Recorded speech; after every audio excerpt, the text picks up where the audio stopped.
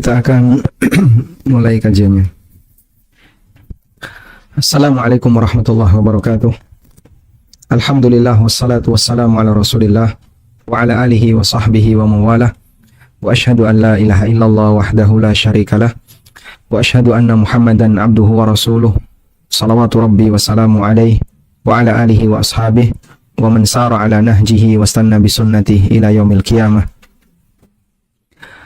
Alhamdulillah, kita bersyukur kepada Allah bisa melanjutkan kembali kajian rutin untuk membahas kitab Fikih Muyassar, dan saya memberikan apresiasi yang sangat tinggi bagi teman-teman Rumah Dakwah London yang istiqomah untuk bertahan, karena mungkin kajian kita cukup sering libur mengingat keterbatasan waktu yang saya miliki untuk bisa mengajar secara rutin. Tapi Anda tetap bertahan sesuai dengan tema yang ada, sehingga tidak kemudian berhenti atau ganti dengan kajian tematik, tapi melanjutkan Fikih Muyassar. Dan sebelumnya kami memohon maaf telatnya cukup serius, karena kita sekarang berada di luar dari di tempat yang cukup jauh, beda kabupaten. Dan saat ini saya sedang di rumah salah satu di antara jamaah untuk kepentingan agar bisa live di kesempatan malam ini. Baik, langsung saja kita akan membuka kitab Fikih Muyassar. Judul yang disampaikan dalam kajian ini adalah Al-Mustahabbat wal Makruhat Fis, hal-hal yang dianjurkan dan dibenci dalam puasa. Jadi prinsipnya begini. Puasa itu kan ibadah yang tidak ada gerakan khusus dan tidak ada bacaan khusus. Sehingga kegiatan puasa itu ya cuma menahan diri gitu saja. Maka orang diam saja itu puasanya sah. Karena tidak ada gerakan khusus puasa, sebagaimana tidak ada bacaan khusus puasa. Oleh karena itu, yang menentukan kualitas puasa hamba, saya ulang ya, yang menentukan kualitas puasa hamba adalah kegiatan penyertanya. Kalau puasanya ya seperti itu, cuman diam, menahan diri, meninggalkan semua bentuk membatal. Sehingga kalau hanya sebatas ini, antara orang yang berpuasa dengan orang yang dipenjara bisa jadi sama saja. Antara orang yang berpuasa dengan orang yang diet, yang dia tidak makan minum, atau misalnya intermittent fasting, dengan jarak sekian jam dia tidak makan minum, sama saja. Lalu pembedanya apa? Antara mereka yang berpuasa dan yang tidak berpuasa serius, yang nilainya ibadah dan bukan ibadah, pembedaannya adalah kegiatan penyertanya. Maka kalau puasanya kegiatannya sama, tapi kegiatan penyertanya inilah yang berbeda antara satu orang yang berpuasa dengan orang puasa yang lainnya. Baik, oleh karena itulah, penting bagi kita untuk membahas hal-hal yang dianjurkan ketika berpuasa. Nah, secara umum, hal yang dianjurkan ketika berpuasa itu ada dua. Hal yang dianjurkan ketika berpuasa ada dua. Yang pertama adalah hal yang dianjurkan berkaitan dengan ibadah puasa itu sendiri. Yang kedua, hal yang dianjurkan untuk dilakukan ketika puasa walaupun tidak berkaitan dengan ibadah puasa itu. Baik. Jadi kalau kita petakan di sini, hal yang dianjurkan ketika puasa ada dua. Yang dianjurkan saat puasa. Ada yang pertama dengan ibadah puasa itu sendiri. Yang kedua, yang tidak berkaitan dengan ibadah puasa. Baik. Yang berkaitan dengan ibadah puasa, apa saja yang dianjurkan? Nah, itulah yang dibahas di kitab Fikih Muyassar. Penulis menyebutkan, yustahabbu lis-shaim ayyura'iya fi siyamihil umurat taliyah. Dianjurkan bagi orang yang berpuasa untuk memperhatikan beberapa hal berikut ketika dia sedang berpuasa. Yang pertama adalah as-suhur. As-suhur. Jadi ada as-sahur, ada as-suhur. Kalau dibaca fathah, as-sahur itu artinya hidangan sahur. As-sahur. Ada as-suhur. Kalau dibaca fathah, as-sahur, artinya makanannya. Kalau dibaca dhamma, as-suhur, artinya kegiatannya. Jadi, kegiatan sahur, itu bahasa Arabnya as-suhur. Hidangan sahur, bahasa Arabnya as-sahur. Sudah? Penulis menyebutkan, yang pertama yang dianjurkan ketika puasa adalah sahur. Nabi SAW bersabda, tasahharu fa inna fis sahuri barakatun. Lakukanlah sahur fa inna fis sahuri barakatan. Karena dalam sahur itu ada keberkahan. Di footnote hadis riwayat Bukhari Muslim. Baik. Wa yatahaqqaqu as-suhur bi katsir at-ta'am wa qalilihi. Dan kegiatan sahur boleh dengan banyak makanan, boleh juga dengan sedikit makanan. Walau bi jur'ati ma'in, walaupun hanya dengan minum air. Sehingga bisa nggak Pak, minum air itu disebut sahur? Bisa. Nabi SAW, beliau pernah sahur hanya dengan minum air. Baik. Dan waktu sahur dimulai dari pertengahan malam sampai terbit fajar, sampai subuh. Sehingga kalau orang melakukan kegiatan makan sebelum pertengahan malam, maka tidak disebut kegiatan sahur. Sebagai konsekuensinya, nggak dapat pahala sahur. Mungkin ya, Bapak Ibu yang ada di Indonesia tahu yang namanya budaya habis taraweh, kemudian tadarus bersama, itu kan terus makan-makan sampai jam 10. Nah, loading carb di jam 9 atau jam 10 malam. Atau loading protein dulu di jam 9 atau 10 malam, loading gula, itu disebut sahur atau bukan? Bukan. Kenapa? Karena dia dikonsumsi sebelum tengah malam. Terus apa Pak konsekuensinya ketika tidak disebut sahur? Dia nggak dapat pahala sahur. Karena sahur ini berpahala. Kenapa berpahala? Diperintahkan oleh Nabi SAW. Yang tadi kita sebut, amalan yang dianjurkan berkaitan dengan ibadah puasa itu sendiri. Ya? Dan dicatat baik-baik bahwa sahur ini hukumnya anjuran, bukan wajib. Apalagi syarat sah puasa. Saya ketemu dengan orang yang dia menganggap sahur itu syarat sah puasa. Sehingga saat dia kesiangan, bangunnya udah subuh, gak sahur, itu dia gak puasa. Karena dalam anggapan dia, saya nggak sahur, berarti saya nggak boleh puasa. Akhirnya dia malah nggak puasa. Nah, pemahaman seperti ini kan berbahaya. Bahayanya di mana, Pak? Tidak berpuasa Ramadan tanpa uzur, itu dosa besar. Sehingga, kalau ada orang yang gara-gara pemahaman salah tadi, misalnya di pertengahan bulan Ramadan, dia kesiangan, terus nggak sahur. Akhirnya dia nggak puasa. Itu dia melakukan dosa besar. Tapi kan saya nggak sahur. Bukan syarat sah puasa, harus sahur. Kau boleh puasa tanpa sahur. Puasamu sah. Dan karena ini Ramadan, maka kamu wajib puasa. Maka jika kamu tidak berpuasa karena alasan nggak sahur, ini alasan yang tidak bisa diterima. Sehingga orang ini melakukan dosa besar karena salah paham. Baik, itulah bahayanya kesalahpahaman seseorang terkadang sampai pada tingkatan dia meninggalkan kewajiban. Kemudian anjuran berikutnya adalah takhirus suhur. Dianjurkan untuk mengakhirkan sahur. Dalilnya hadis Zaid bin Thabit radhiyallahu anhu. Beliau menceritakan tasahharna ma'a Rasulillah sallallahu alaihi wasallam. Kami pernah sahur bersama Rasulullah SAW. Thumma qumna ila shalah. Lalu kami melaksanakan salat. Qultu, aku yaitu Anas bin Malik bertanya kepada Zaid. Zaid bercerita pengalamannya di hadapan sahabat yang lain. Nah, kemudian sahabat ini tanya kepada Zaid, kam kana qadru ma bainahuma. Berapa jarak antara selesai sahur sampai salat? Qala, kata Zaid bin Thabit, khamsina ayatan, kurang lebih 50 ayat. Yang ini kalau dikonversi kurang lebih 10 menit. Nah, 10 menit yang inilah sering dijadikan sebagai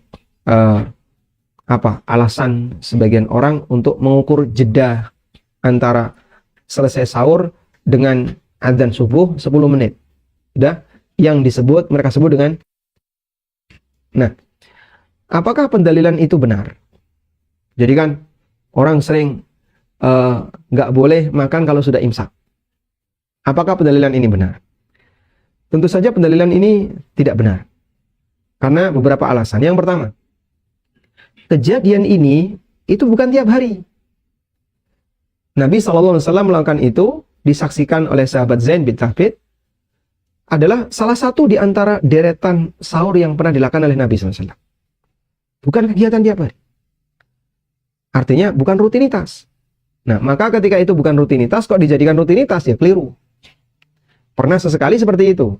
Sehingga kalau Anda sesekali seperti itu, misalnya ya, Anda sahur jam 4, subuh setengah 5, dah, selesai jam 4.20, dah, kemudian Anda gosok gigi, minum, mungkin karena gosok gigi, sudah gosok gigi, malas untuk makan yang lain, langsung ke masjid, 10 menit sebelum adzan subuh. Gimana itu Pak? Ya boleh-boleh saja. Berarti dalam posisi ini, Anda punya space jarak antara selesai sahur dengan subuh 10 menit. Dah, sesekali seperti itu boleh. Tapi kalau melazimkan, mengharuskan orang harus seperti itu, ini beda pembahasan. Yang kedua, Allah Subhanahu wa Ta'ala membolehkan kita untuk makan minum sampai sampai fajar terbit. Sebagaimana firman Allah Ta'ala, wa kulu washrabu hatta yatabayyana lakumul khaytul abyad minal khaytil aswadi minal fajr. Silakan makan minum sampai terang bagimu benang putih di atas benang hitam, yaitu terbitnya fajar. Berarti orang boleh makan minum sampai subuh, Pak? Boleh. Dari mana? Allah yang mengizinkan. Silakan makan minum sampai jelas bagimu terbit fajar. Allah yang mengizinkan. Nah, sehingga kalau melarang orang, oh nggak boleh makan, nggak boleh minum, ini sudah imsak. Allah mengizinkan, kenapa kamu larang? Yang ketiga, alasan yang ketiga, bahwa makna Fajar menyebutkan dalam Fathul Bari, dulu itu lampu dimatikan. Jadi mereka mengira-ngira kira-kira sekian menit sebelum subuh itu lampu-lampu dimatikan. Itu budaya yang pernah dialami oleh Al-Hafidz Ibnu Hajar. Artinya sekitar abad 8 itu sudah ada. Dan Al-Hafidz Ibnu Hajar kan tinggal di Mesir ya. Wallahu a'lam. Apakah yang terjadi di Indonesia juga meniru budaya seperti itu karena peninggalan yang dulu pernah ada di Mesir atau bagaimana, kita tidak tahu.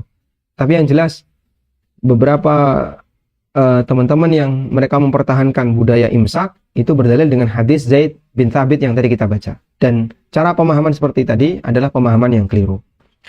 Kita lanjutkan.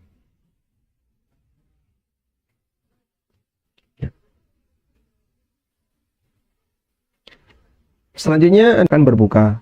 Hadis riwayat Bukhari Muslim. Saya pernah merenungkan makna kebaikan di sini. Jadi yang perlu kita pikirkan kayak gini. Apa sih selisihnya antara orang yang berbuka tepat waktu dengan yang berbuka 10 menit setelah itu? Jadi misalnya pas detik ini adzan maghrib, saya langsung minum. Dengan yang kedua, tunggu 10 menit baru minum. Itu kira-kira selisihnya apa? Kok sampai Nabi SAW mengatakan, masyarakat akan mendapatkan kebaikan selagi mereka menyegerakan berbuka. Saya sempat berpikir, apa ya pengaruhnya? Padahal cuma selisih 10 menit atau selisih 15 menit. Itu apa sih pengaruhnya? Apakah kemudian badan jadi rusak gara-gara tertunda berbuka 10 menit? Tertunda berbuka 15 menit, kelebihan waktu dalam berpuasa, yang seharusnya misalnya dia berpuasa 13 jam, ini jadinya puasa 13 jam lebih misalnya. Tapi kenyataannya di belahan bumi yang lain ada yang puasa 20 jam. Itu sampai pada titik waktunya berbuka seragam berbuka. Waktunya puasa seragam puasa. Nah, kalau berpuasa kan terjadi keseragaman. Begitu subuh, puasa semua, seragam.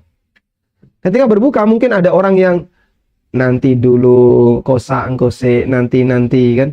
Ditunda nanti aja lah berbukanya, nanti aja, tak tahan dulu.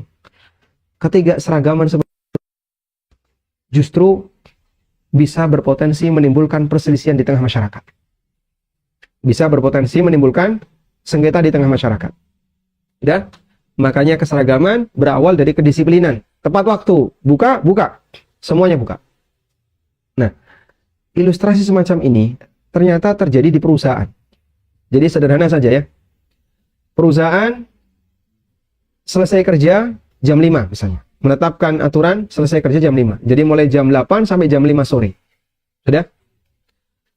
Lalu ada karyawan yang sebentar dulu lah, nanti dulu saya mau pulang jam setengah 6. Saya tak duduk dulu di sini, di kantor dulu, AC masih nyala, listrik masih nyala. Karena dia pingin nambah kerja setengah jam misalnya. Padahal nggak ada perintah untuk lembur.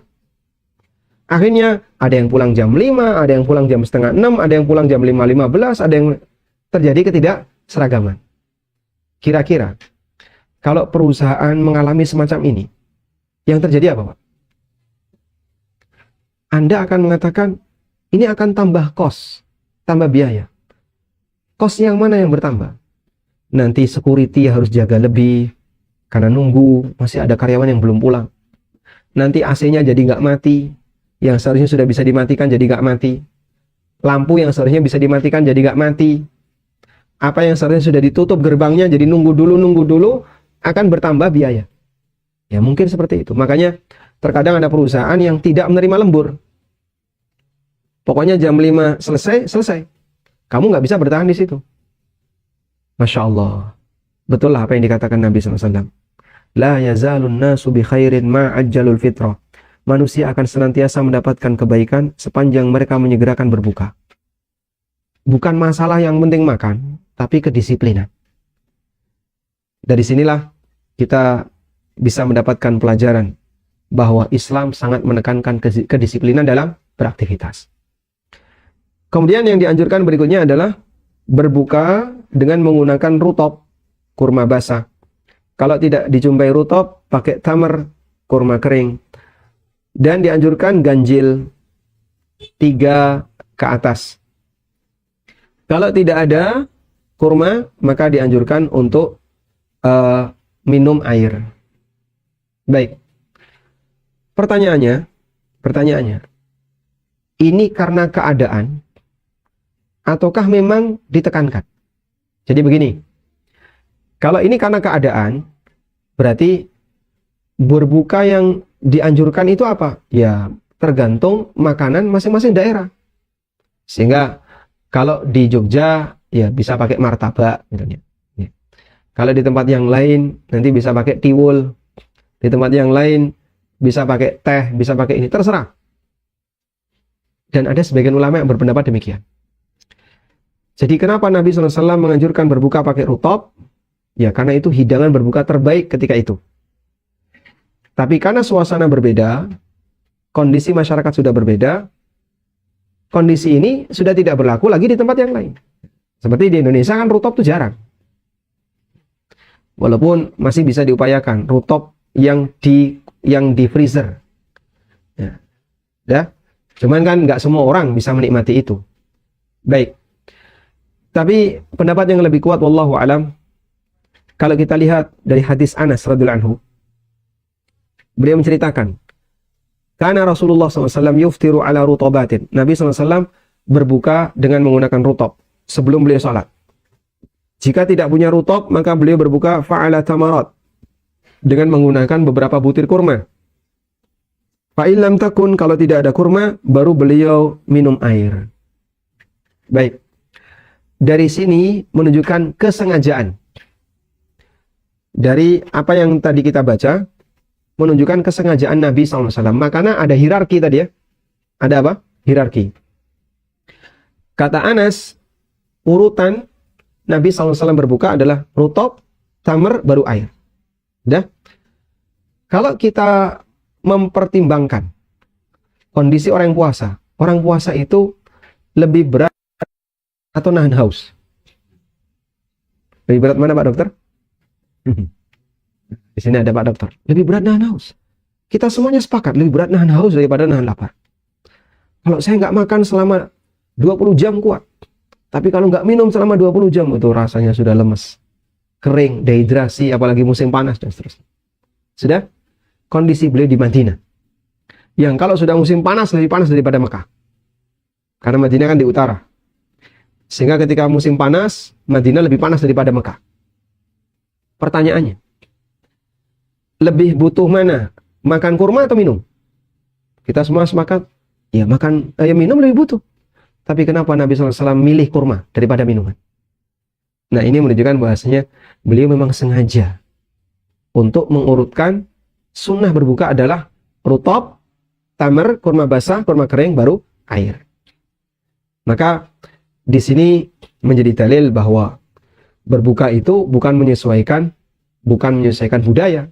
Nah, wong Jogja harusnya bukanya karo gethuk, enggak. Berbuka dengan bakpia itu bukan. Nah, terus berbukalah dengan kurma. Nah, walaupun tadi ya, kami menghargai adanya pendapat yang mengatakan bahwa berbuka tidak harus dengan kurma, boleh dengan makanan yang lain sesuai dengan uruf masing-masing, sesuai dengan budaya masing-masing masyarakat. Fa'il lam yajid syai'an, kalau dia tidak menjumpai apapun, nawal fitra biqalbihi wa yakfihi dzalik. Nah, di sini ada satu fatwa yang penting. Kalau dia tidak punya apapun untuk berbuka, cukup berniat membatalkan puasa dengan hatinya dan itu sudah cukup. Seperti ada cerita, wallahu alam ini benar atau salah. Ada kajian online yang disampaikan oleh Syekh. Kemudian Syekh ini mendapatkan telepon dari Afrika. Wahai Syekh, kalau kami di Afrika saat masuk waktu maghrib, kami nggak punya makanan dan nggak punya air, boleh nggak kami berbuka dengan menelan ludah? Boleh nggak kami berbuka dengan menelan ludah? Karena nggak ada apa-apa.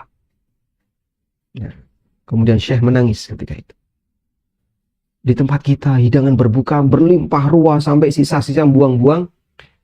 Ini orang yang sedang puasa sampai waktunya berbuka tidak punya apapun sehingga saat berbuka hanya dengan menelan ludah. Masya Allah. Dan wallahu a'lam apakah cerita ini benar atau tidak, tapi saya pernah membaca cerita seperti itu. Kalaupun demikian, nah ini bisa jadi fatwa tadi. Jadi jika tidak menjumpai apapun, cukup berniat untuk berbuka. Selanjutnya nomor 5. Berdoa ketika berbuka dan selama puasa. Berdasarkan sabda Nabi SAW, ada 3 hal yang doanya tidak ditolak. Orang yang puasa sampai dia berbuka, imam yang adil, dan orang yang dizalimi. Hadis riwayat Tirmidzi, Al-Baihaqi, dan yang lainnya.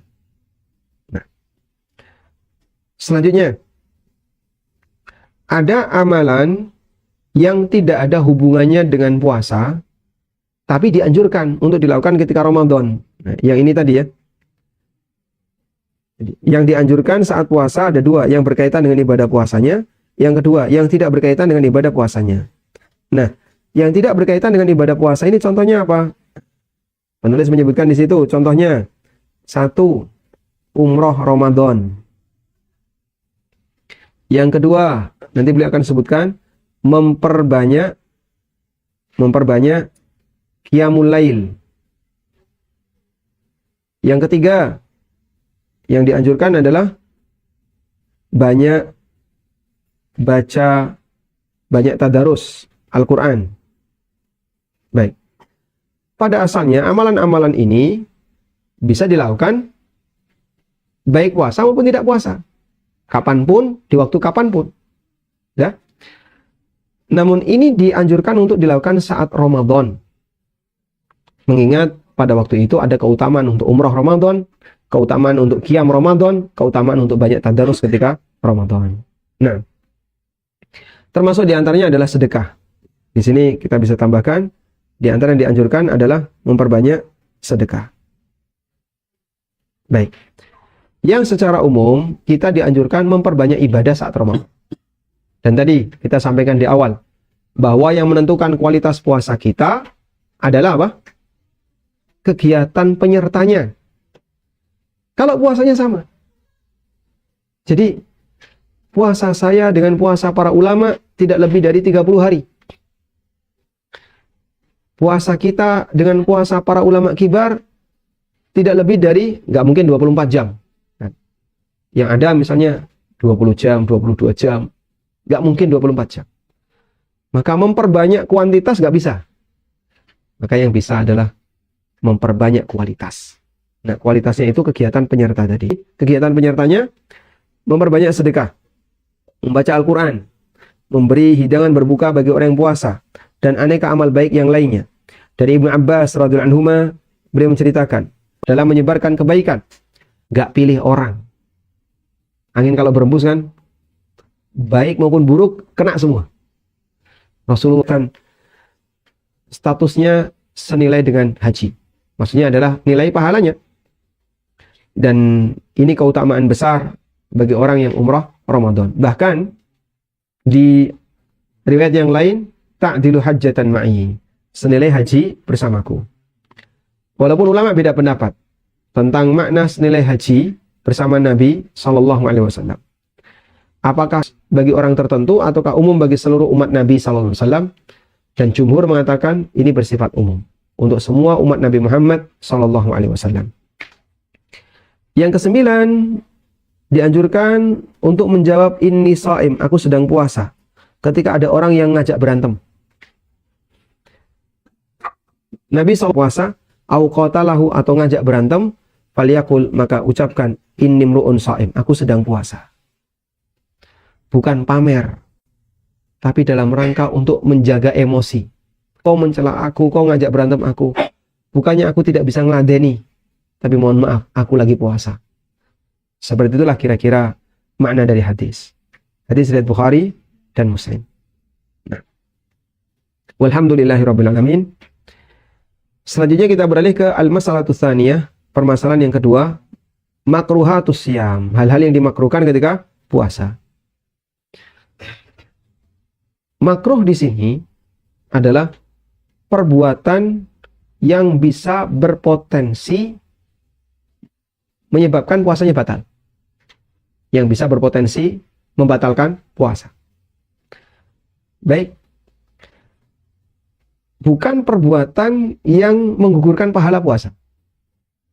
Jadi kan ada dua perbuatan ya. Menggugurkan pahala dan mengancam keabsahan. Ini dua yang berbeda. Kalau menggugurkan pahala adalah semua perbuatan maksiat. Dosa, ghibah, aurat, dan seterusnya. Nah, kalau ini jelas haram. Jangankan ketika puasa, di luar puasa pun. Sementara yang makruh untuk dilakukan di sini kaitannya dengan keabsahan. Maksudnya kaitannya dengan keabsahan gimana, Pak? Perbuatan yang bisa mengancam keabsahan. Misalnya, di sini disebutkan oleh penulis, pertama, berlebihan ketika berkumur dan menghirup air ke dalam hidung. Sudah. Lalu siang hari puasa, di dalam kamar berdua. Kira-kira ada nggak potensi syahwat? Apalagi ini pengantin baru. Oleh karena itu dalam hal ini masing-masing harus bisa menjaga. Maka menghindar dalam hal ini dalam rangka untuk menjaga puasa lebih baik. Tapi akan berbeda kondisinya kalau kemudian dia sudah tua misalnya. Atau tidak ada ketertarikan untuk melakukan hubungan badan. Sehingga kalaupun tidur siang bareng satu kasur tidak akan berbahaya. Nah seperti ini sah-sah saja. Sehingga ini makruh kaitannya dengan masalah gejolak syahwat. Makruh bagi orang puasa untuk mencium istrinya atau budak perempuannya karena ini bisa menimbulkan gejolak syahwat yang bisa menyeret kepada batalnya puasa dengan keluar mani atau jima. Ya. Jadi misalnya sang suami mendekati ke istrinya sampai bercumbu, kemudian orgasme, keluar mani. Gimana itu, Pak? Batal puasanya. Walaupun dia tidak harus membayar kafaroh sebagaimana kafaroh hubungan badan siang hari bulan Ramadan. Baik. Kita lanjutkan. Putus. Baik. Kita lanjutkan ya. Selanjutnya, makruh bagi orang yang puasa adalah bal'un nakhamah, menelan dahak. Lianna dzalika yasil ilal jawf. Karena ini bisa sampai ke rongga perut. Wa yataqawwa bihi. Nah, ini disebutkan orang bisa mendapatkan nutrisi dengan dahak.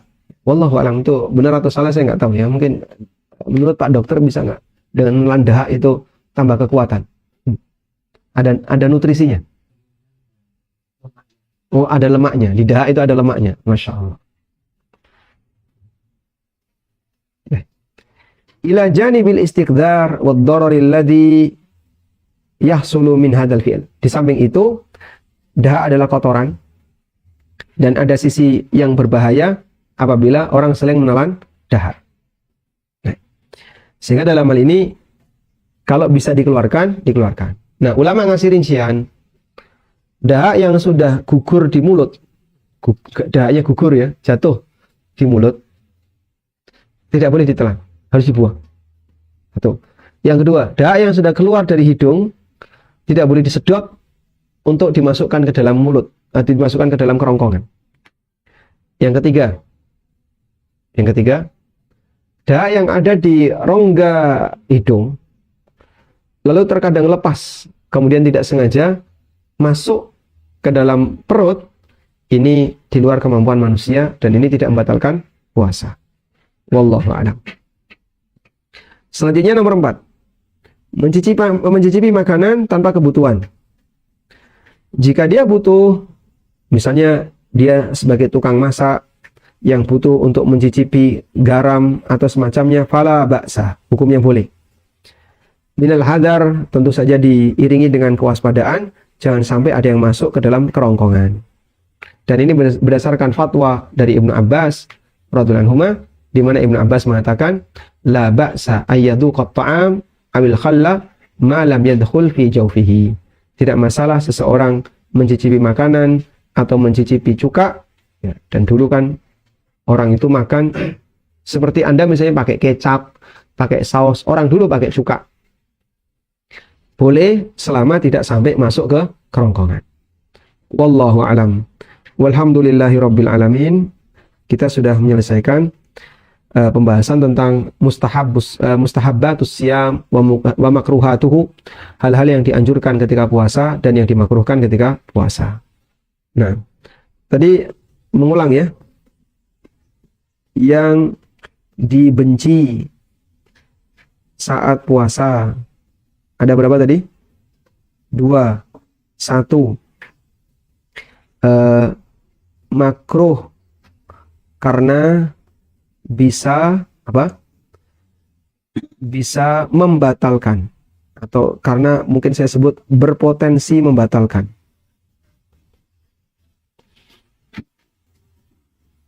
Baik. Dan ini statusnya makruh. Yang kedua, haram. Haram itu untuk perbuatan yang bisa menghilangkan pahala puasa. Contohnya apa? Semua perbuatan maksiat, ghibah, kemudian urusan aurat, itu bisa menghilangkan pahala puasa. Wallahu a'lam. Baik, mungkin itu yang bisa kita sampaikan sebagai pengantar. Selanjutnya kita kembalikan ke forum. Barangkali ada yang mau disampaikan. Jika tidak, nanti kita lanjut ke bab berikutnya. Wassallallahu ala nabiyyina Muhammadin wa ala alihi wa sahbihi wasallam.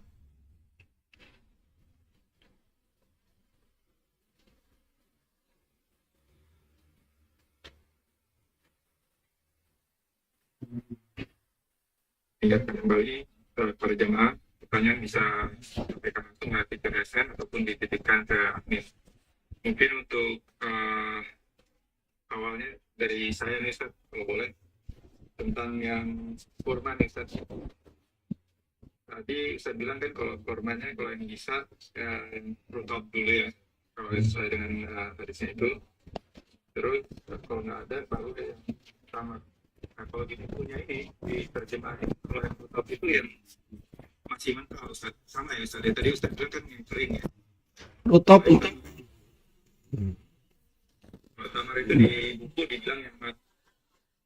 Ya, betul Pak, sesuai yang diterjemahkan itu. Jadi rutop itu kurma basah, kurma yang masih hijau. Kalau tamar berarti kurma kering, kurma yang sudah coklat.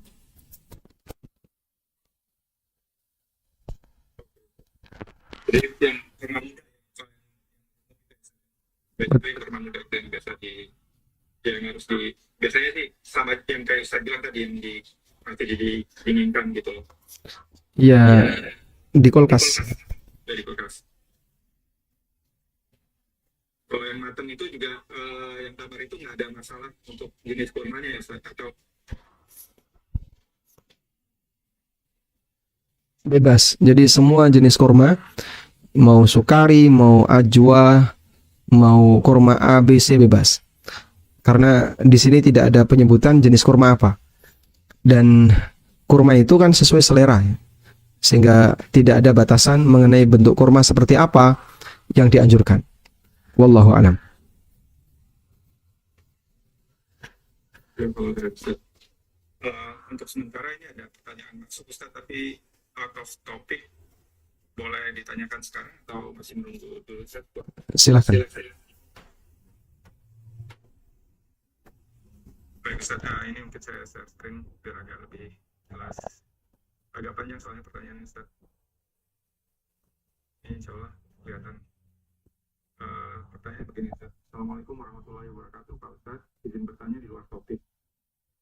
Kita tahun 1990-an, tante yang pada saat itu status belum menikah menghibahkan rumah ke adiknya, ke om saya. Pada saat dihibahkan, ada saksi dari adik-adik tante, tapi tidak secara tertulis. Dan om yang dihibahkan ini, meninggal sekitar 7 tahun lalu, dan setelah almarhum berpulang, rumah tersebut dalam keadaan tidak terurus. Istri dan anaknya kemudian juga tidak tinggal di situ. Akhirnya rumah tersebut diambil alih kembali oleh tante dan rencana mau dijual, tapi karena kondisinya nyaris hancur, tetap laku sampai kemudian tante meninggal. Yang saya pernah baca,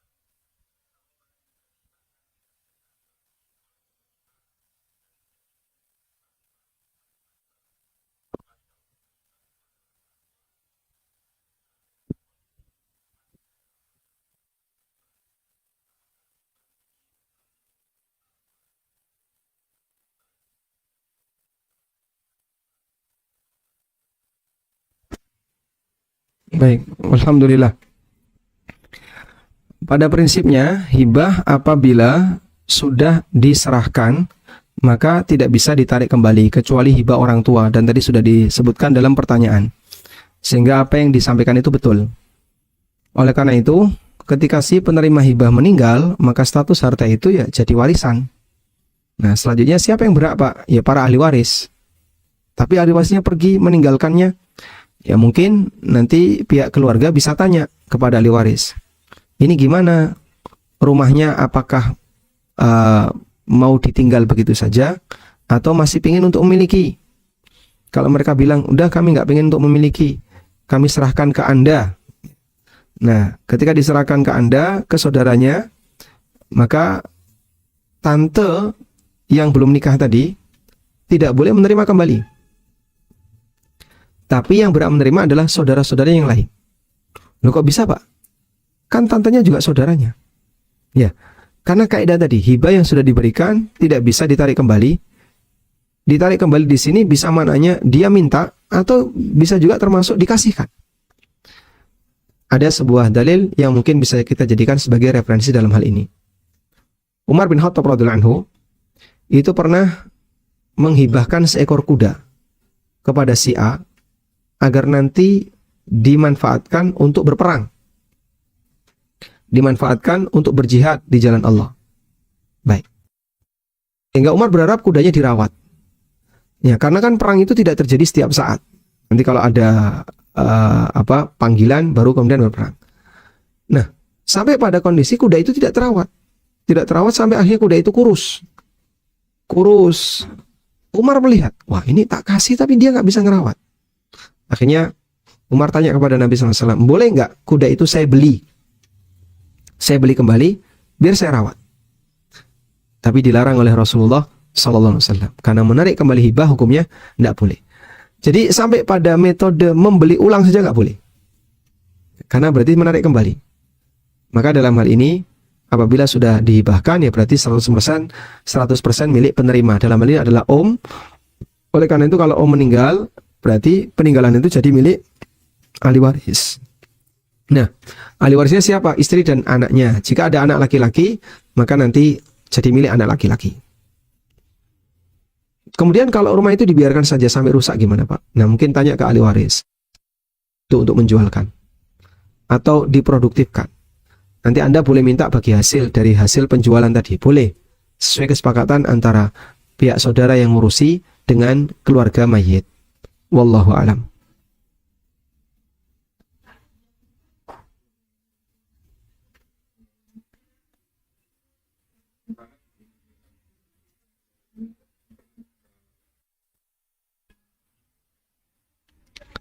Coba saya sambung dengan materi berikutnya ini.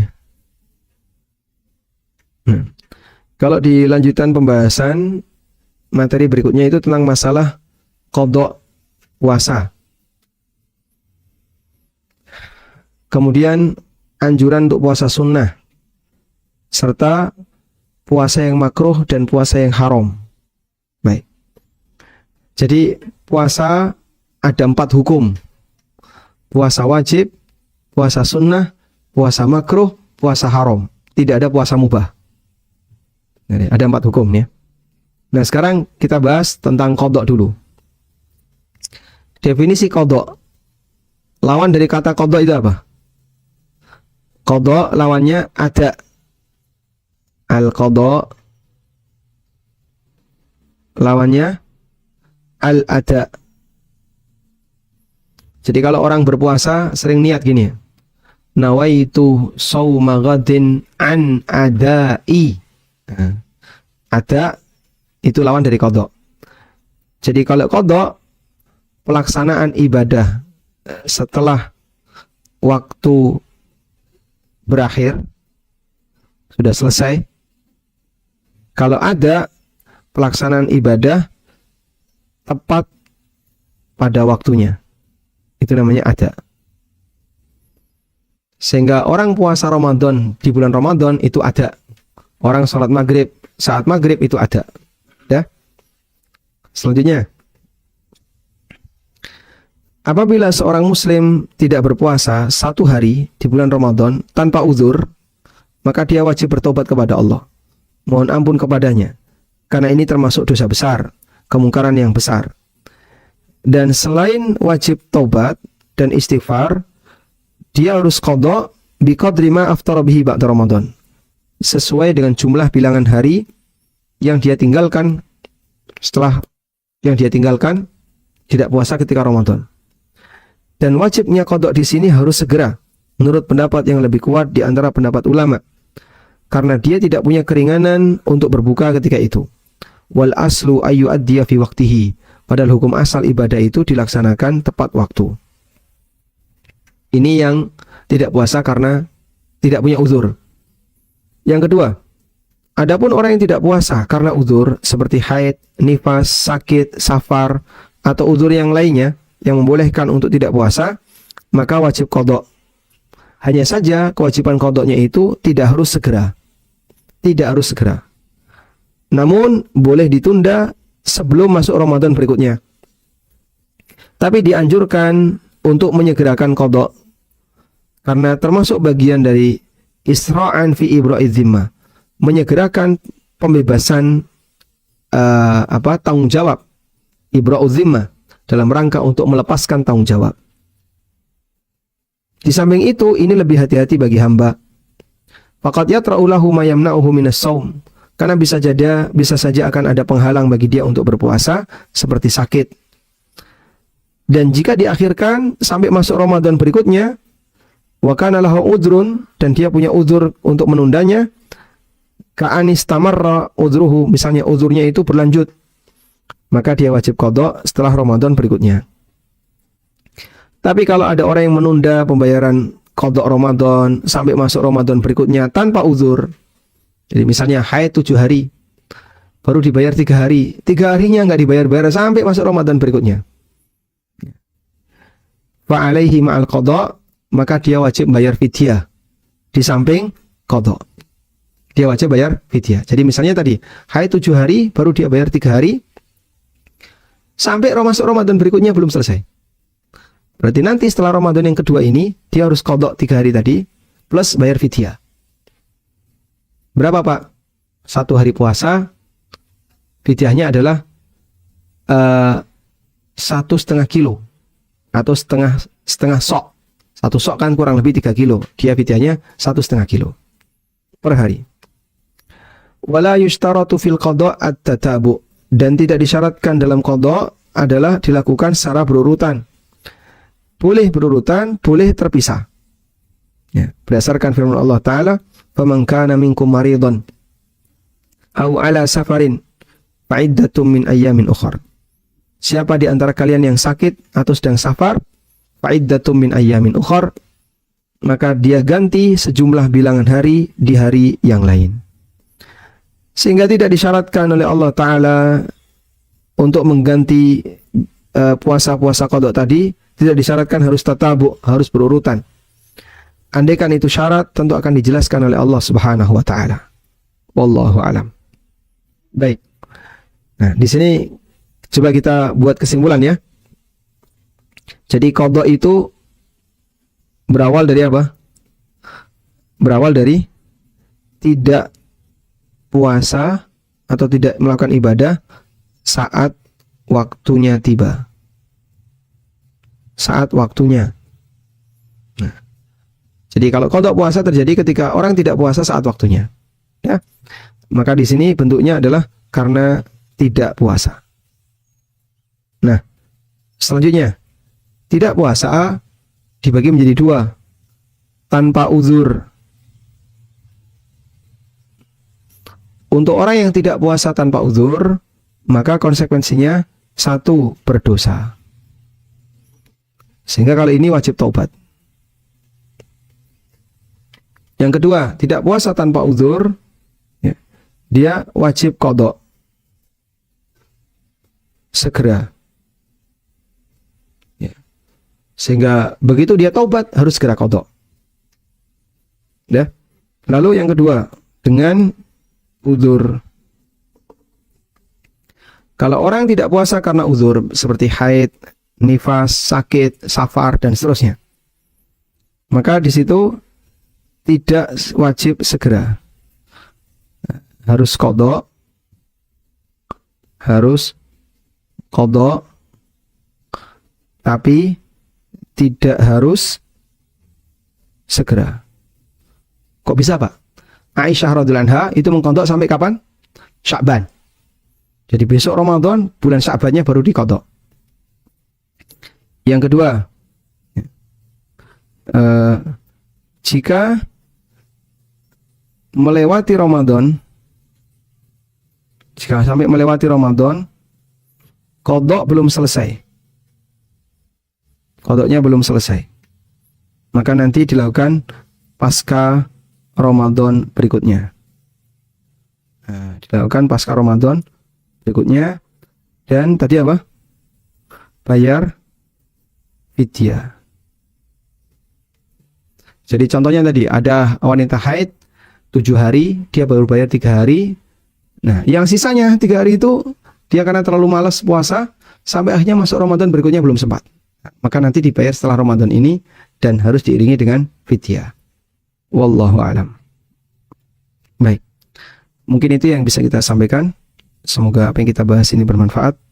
Wassallallahu ala nabiyyina Muhammadin wa ala alihi wa sahbihi wasallam. Selanjutnya kami kembalikan ke Pak Ronald.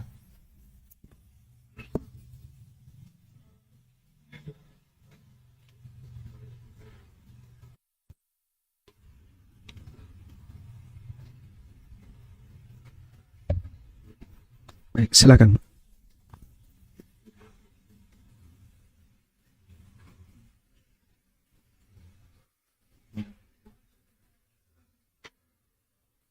Ini pertanyaannya, Assalamualaikum warahmatullahi wabarakatuh. Pak Ustaz, izin bertanya, bagaimana dengan ibu hamil yang ketika hamil dan menyusui kurang lebih 2 Ramadan tidak berpuasa? Pada waktu itu ketika tidak puasa sempat membayar fidyah, tapi mengingat kondisi masih sehat sekarang dan tidak hamil lagi, anak-anak sudah besar, apakah masih tetap harus diganti?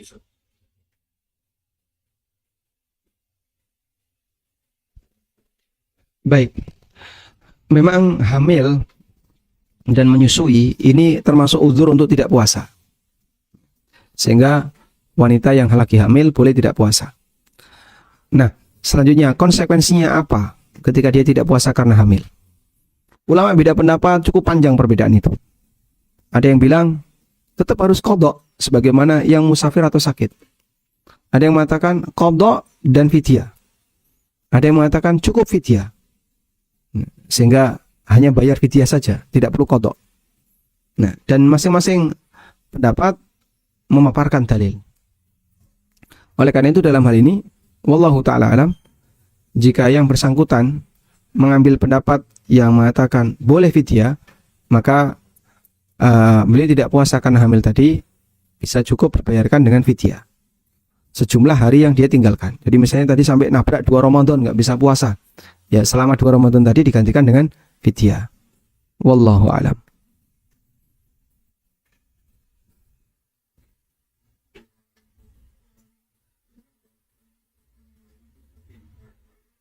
Di luar tema, izin saya share screen lagi, Ustaz.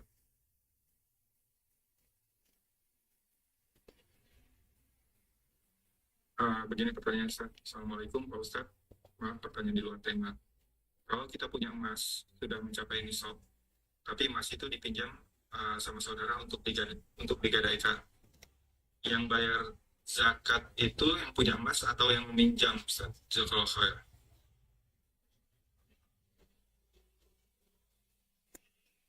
Ya, ini kembali kepada masalah utang. Utang atau piutang, ya. Uang kita di tempat orang lain namanya piutang. Piutang itu terbagi menjadi 2, macet dan lancar. Macet itu adalah piutang yang nggak bisa ditagih. Ya, kata orang Jawa, begegek itu bahasa Indonesianya apa ya? Dia hanya bertahan saja, ditagih berkali-kali nggak bisa. Walau pakai jurus apapun tetap nggak mau bayar. Nah, itu namanya utang macet. Nah, untuk utang macet, maka dia dizakati nanti saat pengembalian. Begitu dia kembalikan, Anda terima, maka dizakati. Yang kedua, piutang lancar. Piutang lancar itu terjadi ketika si penerima utang itu orangnya kaya dan dia amanah, bukan tipe orang yang suka menghilangkan harta orang. Yang ketiga, dia adalah orang yang bisa dihubungi kapanpun. Jadi nggak susah untuk menghubungi orang ini, dia nggak ngilang. Nah, utang seperti itu namanya piutang lancar, dan untuk piutang lancar dihitung zakatnya. Wallahu a'lam.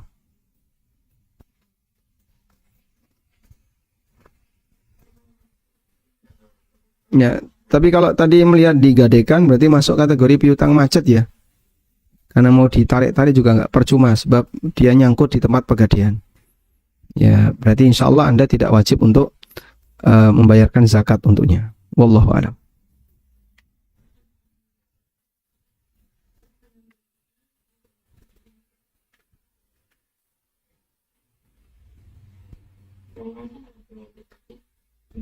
Waalaikumsalam.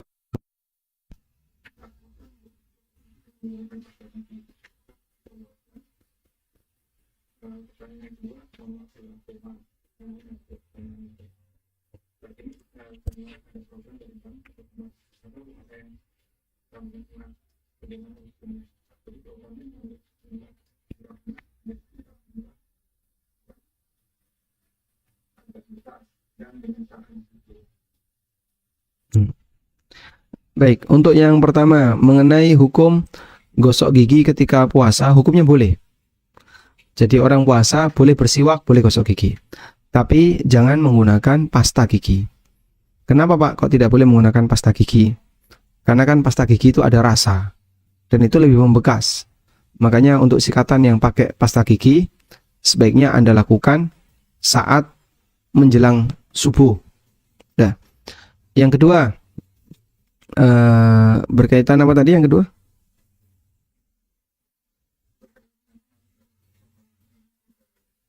Emas. Ya. Beliau punya emas, baik, tabungan emas. Nah, intinya kan gini ya, kita sepakat bahwa kita, yang saya maksud adalah jumhur ulama sepakat bahwa emas itu nggak boleh dicicil. Sehingga kalau mau transaksi emas, harus ada uang. Oleh karena itu dalam hal ini, Jika di situ ada produk cicil emas, Anda store dulu, terus dicatati ya. Setoran hari ini dapat sekian gram, dapat sekian gram, dapat sekian gram. Nanti bisa dicairkan. Nah, kalau kayak gitu caranya, hukumnya diperbolehkan. Sehingga tabungan emas dia ketika distorkan, ya. Jadi saya ulang ya, orangnya store kemudian dicatat dapat emas sekian, store lagi di bank dapat emas sekian.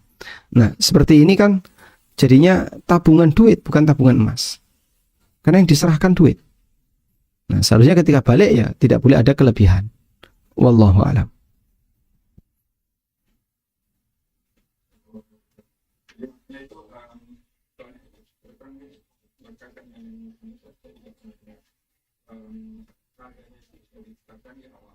Harga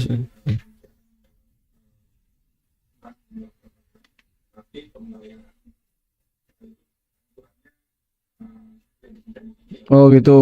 Jadi dia beli emas, dapat emas, terus angsurannya dicicil. Ya ini kan jual beli emas tidak tunai. Riba nasi'ah nanti jadinya. Statusnya riba nasi'ah. Begitu?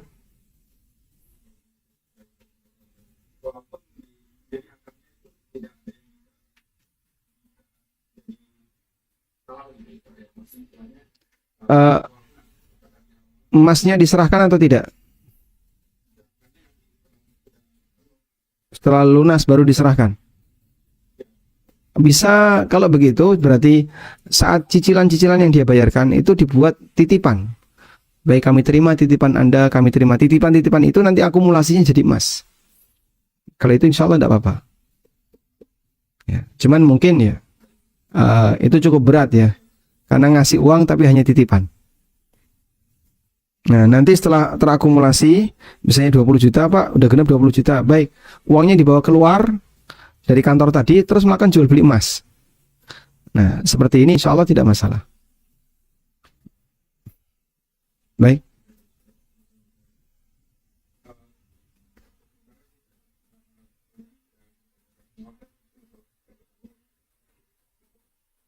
Baik, mungkin itu yang bisa kita bahas di kesempatan kali ini.